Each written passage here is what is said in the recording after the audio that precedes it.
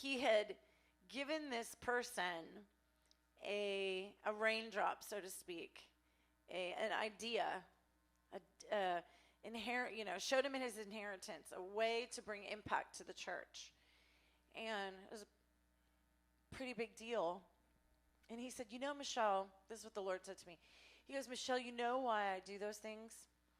Why I'm doing that with him? He said, I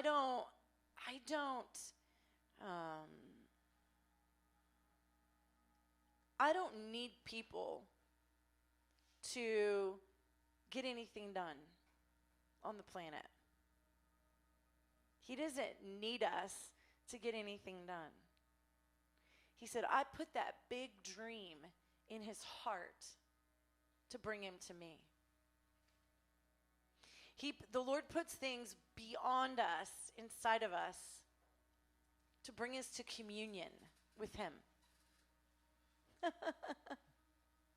No matter what it is in your life, it's never about the what. It's never about accomplishing something. It's never about building anything. If he puts it in you, it's because he knows the very thing to bring us to him.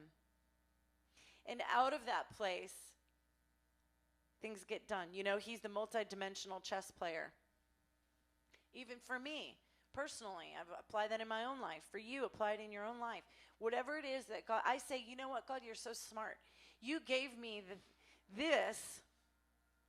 You positioned me in the body in the very thing that you knew what it would take to bring me to you.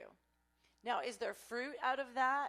Do I live my life for you in that? Yes, but from his perspective, it's about relationship.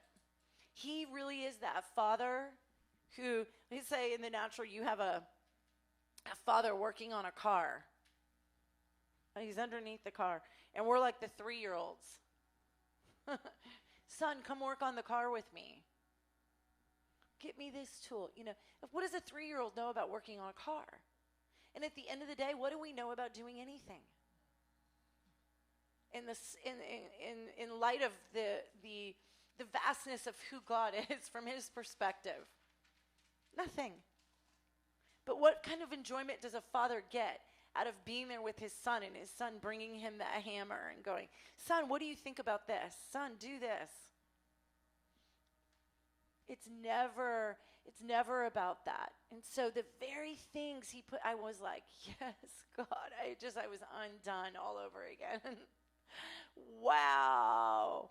And I'm sure if you think about it in your life that way, I know for me, I go, man, if I wasn't opening up my mouth and telling other people what to do, I would be a lost mess.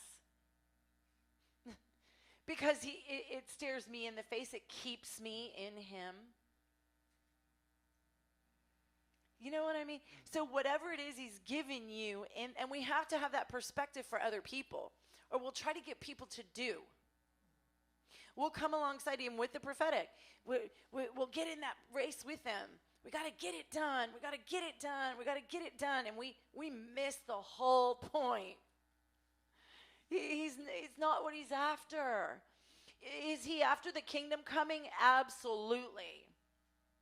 But his main interest is in us. He created us for what? In the garden. Fellowship. That's never changed. Never changed. And he gave them authority to name the animals. He gave Adam the authority to name the animals. Did he need Adam to do it? No. Why? He gets so much pleasure and enjoyment out of that. So we have to have that perspective.